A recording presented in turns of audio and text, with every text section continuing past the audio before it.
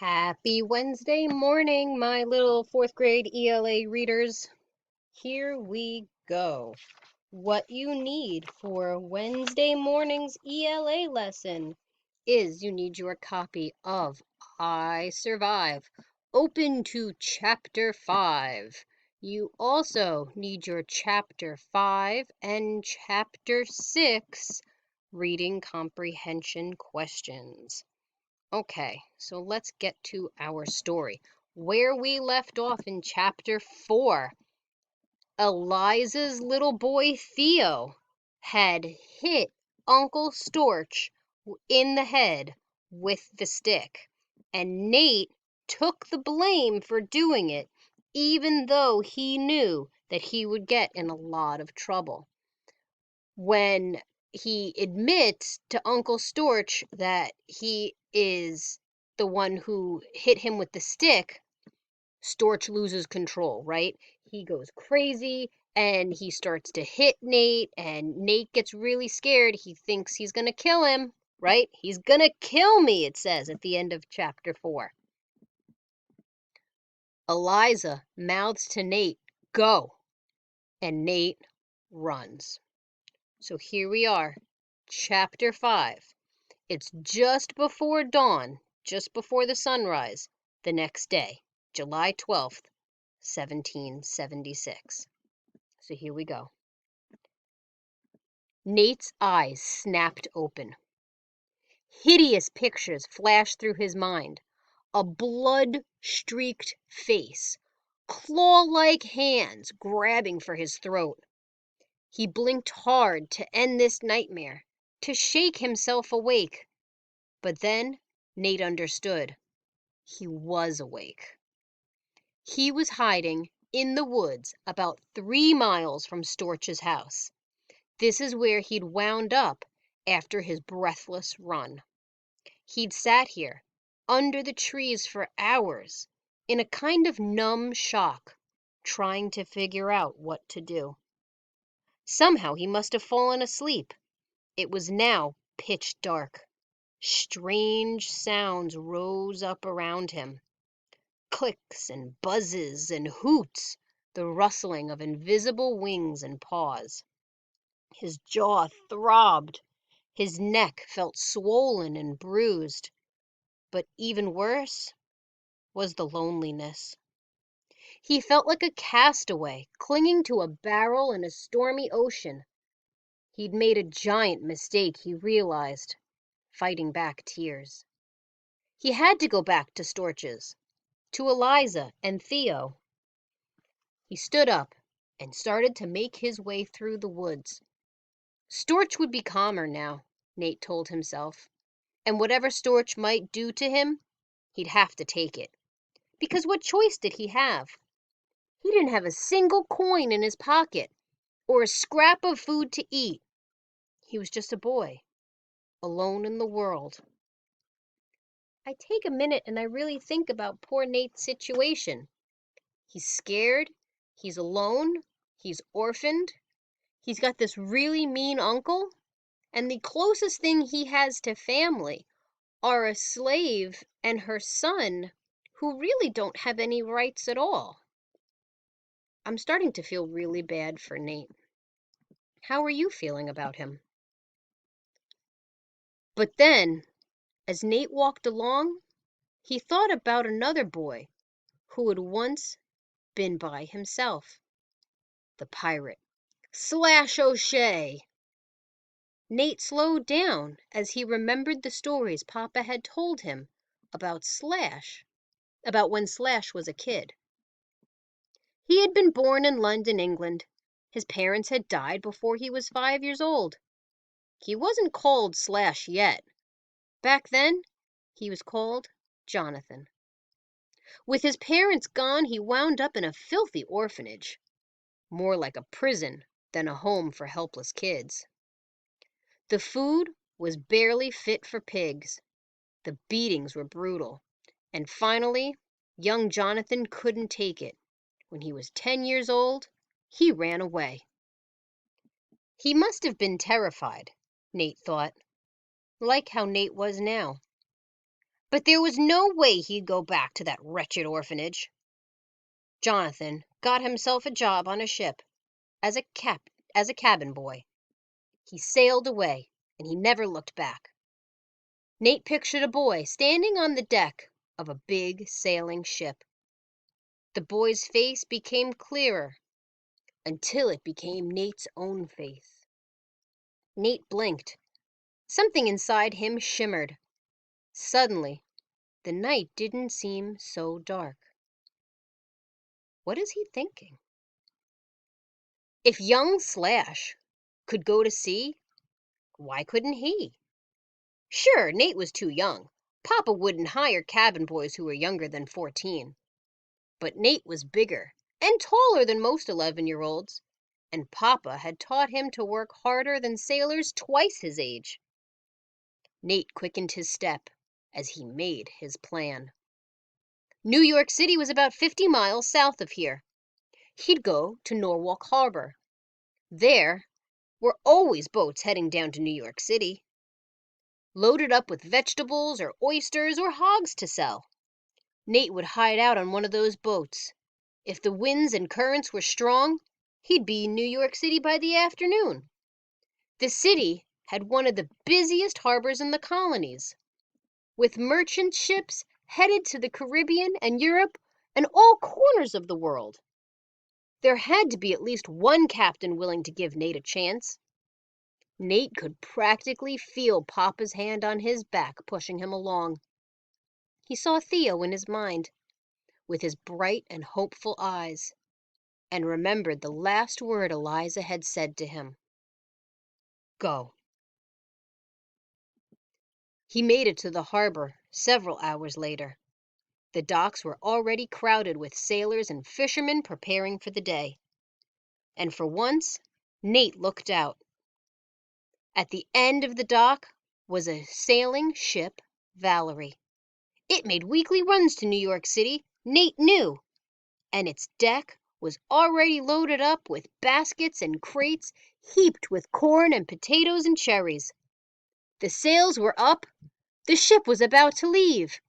There were only 3 men working on the small ship. They were too busy working to notice when he slipped on board. He scurried across the deck and hid himself between 2 big baskets of corn. A few minutes later, sailors pushed the boat away from the dock, and with a whoosh of the wind, Nate was on his way. This is very exciting stuff for an 11-year-old. To run away from home and to sneak on this ship, making his way from Connecticut all the way to New York. I'm excited to see what happens to Nate. Before you read Chapter 6, I want you to stop and answer your class questions for Chapter 5. What was the worst thing for Nate about running away? Why did Nate consider going back to Storch? Who is Slash O'Shea?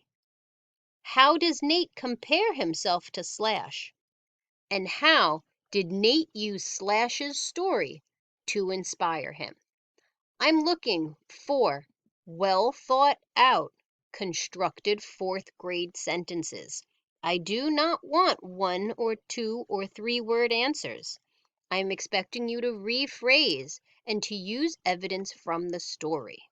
Stop the video and answer your questions for Chapter 5. Okay, welcome back. So here we go. I Survived the American Revolution, Chapter 6. We had left off, and Nate was hiding out on the boat behind the corn on his way to New York City. Chapter 6. Nate stayed very still in his hiding place. His empty stomach churned with worry. Panicking thoughts spun around his brain.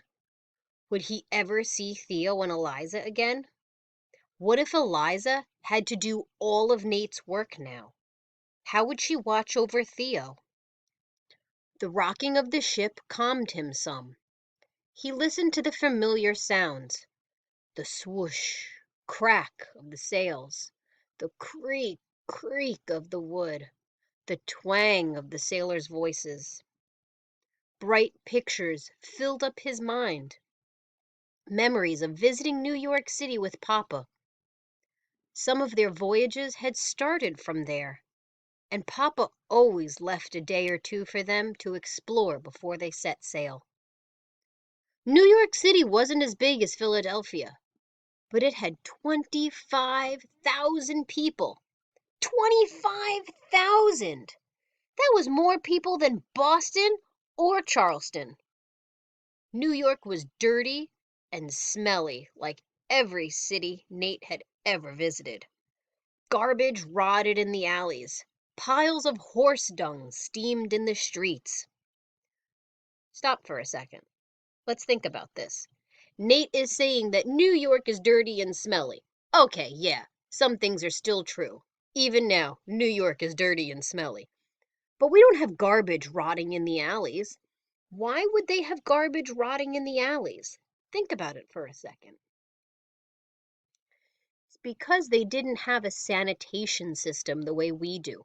They didn't have garbage men and women who come and collect our garbage and take it away. People threw garbage in the streets and it would rot. It also says that there's piles of horse dung. I think we could figure out what dung is. Why is there piles of horse dung in the streets? It's because horses were how people got around. And animals, if you own a dog, I think we know animals just go to the bathroom anywhere. So if you're riding your horse to somebody's house and your horse decides to use the bathroom, it was just left there in the streets. Pretty gross, right? No wonder people got so sick so often. But Papa always said New York was the prettiest city in the colonies, and Nate agreed. The wide streets were lined with tall elm trees. Gardens were bursting with sweet-smelling flowers that almost covered up the garbage stink. Nate loved the sidewalk puppet shows and the jugglers who spun torches on the street corners. Papa would tip his cap at the ladies swishing by in their bright dresses. It was a way of saying hello. Best of all was the food. Suppers of juicy rabbit stew and gooey boiled puddings and buttery dumplings that slid down Nate's throat. One restaurant was so fancy, they actually gave Nate and Papa each a fork. A fork! Even most rich people like Storch ate with a knife in their fingers. But Nate and Papa figured out that strange new tool pretty quick. Nate's mind flashed with memories of Papa as the Valerie sailed down the twisting coastline of Connecticut and New York. He shut up his grumbling stomach by sneaking a few ears of corn. The sun was high in the sky when they came to Manhattan, the island of New York. Most of the long and skinny island was a wild land, rolling green hills and forests and marshes with just a few orchards and farms. Wow, can you imagine Manhattan looking like farmland? Lots of hills and forests? That's pretty amazing. Very different than the Manhattan that we know now. It looked so quiet and peaceful. It was hard for Nate to imagine that busy New York City was just a few miles down on the island's southern tip. But slowly the city came into view. Nate spotted crooked rooftops, the wharfs jutting into the river, and too many church steeples to count. The Valerie sailed toward the bottom of the island and turned into one of the wharfs. Nate didn't bother waiting until the Valerie was completely stopped. The moment that it was close to the dock, he sprang up. With a few steps and a leap, he was off the boat. One of the Valerie sailors swore in surprise as Nate streaked past him. But Nate was gone before anyone could stop him. He ran down the dock, zigzagging around baskets and barrels and coils of rope. There were only a few dock workers milling around, and no big merchant ships. That was a little strange. Last time, there were too many ships to count. The dock had been packed with sailors from all over the world, lugging crates and barrels and shouting out in languages he'd never even heard before.